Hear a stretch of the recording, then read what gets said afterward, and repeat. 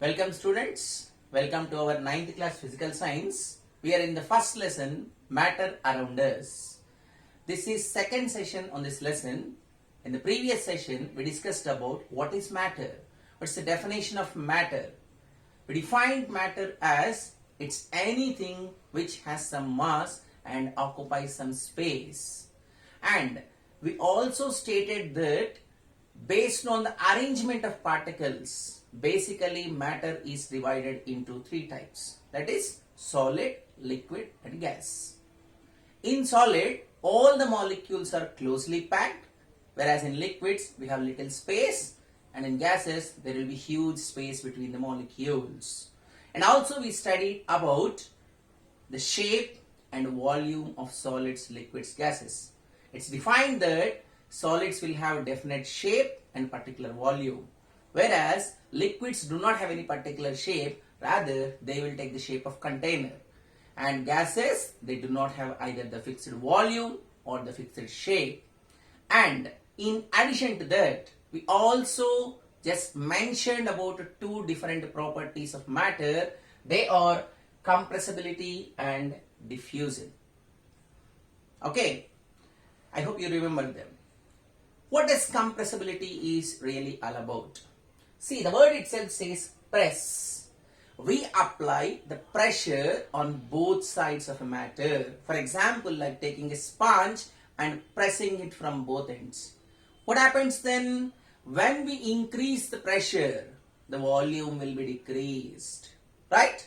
See, for example, when you are pressing a duster, sponge duster from two ends, the size will be decreased? No. That shows when pressure is increased, volume will be decreased. That's so-called compressibility.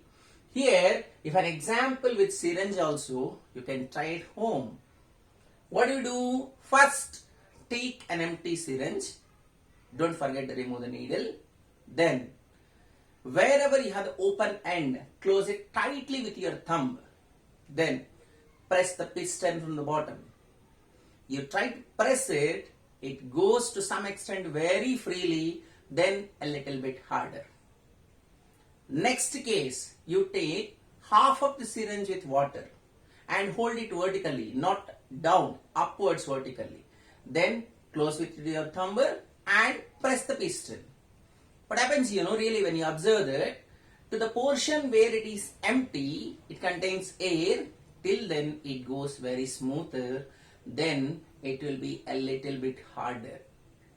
So, the difference is that the first half of the portion was containing air, as I mentioned in the first case here, syringe with only air. Then the second half of the syringe is containing water, so that when you compare the physical states of them, air is a gas and water is a liquid. So, by this activity, what we can conclude is that the compressibility factor is very, very low for gases. I mean, we can easily compress gases because they have huge space among themselves, among the molecules, so that compressibility is very high. Then when we come to liquids, as they are little closer, it's not that easy like gases. When we come to solid, it will be very difficult. For example, I have a marker in my hand. If I try to compress, it cannot be. Because it's a solid, it's rigid. It has very tight fix up of molecules in itself. So, when we write the order, gases are very free, so they are easily compressible. Liquids are moderate and solids are almost not compressible. So this is about compressibility. Don't forget to do this activity with syringe, and don't forget to remove the needle also. Now, I hope it's clear. Then, coming to diffusion. What does this mean? It's mentioned like a scent bottle example I gave you. When we press the knob of a scent bottle, when we put the perfume spray on, once we press the knob, the scent of perfume will be spreading to all the corners of the room. Remember, we press only at one place, but the perfume scent will be spreading to all the corners. So the air molecules, the vapor that is spreading to all the corners starting from one point is called diffusion. Now let us see different diffusions. Different in the sense, for example, in the first example, we are taking liquid diffusing into another liquid. Potassium permanganate crystals, they look almost black in color. When you add a little quantity of water, it becomes potassium permanganate solution. It turns into pink color. Now take an empty glass and fill half of it with water. What's the color of water? No color. And the other liquid is pink color. Mix both of them. What happens? The entire solution becomes pink. That shows this pink color solution of potassium permanganate diffused into water. So, liquid diffused into liquid. The proof is that the no color water also turned into pink color after adding this. Let me give you a simple example. Take milk and water. Water colorless, milk white color. When we mix both of them, water with no color also becomes into white. It's that water is diffused into milk, so that the total solution is turned into white color. So this is an example of liquid diffusing into another liquid.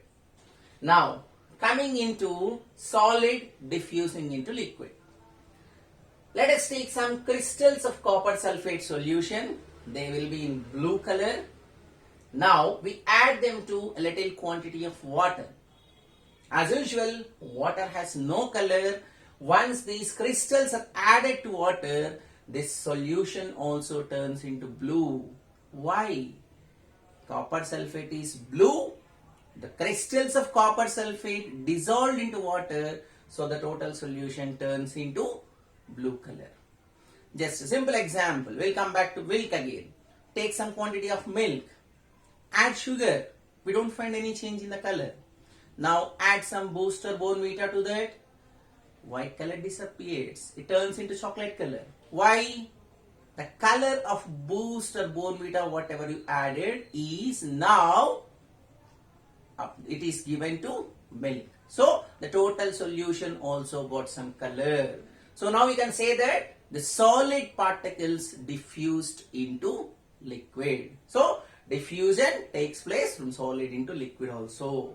Now coming to diffusion from gas into liquid. HCl is a gas. Basically it's a gas. When we make this HCl dissolve into water, then it turns into hydrochloric acid. Okay. So gas also diffuses into liquid. Soda water is also an example. When we open a chilled cool drink bottle, you can see gas comes out of it.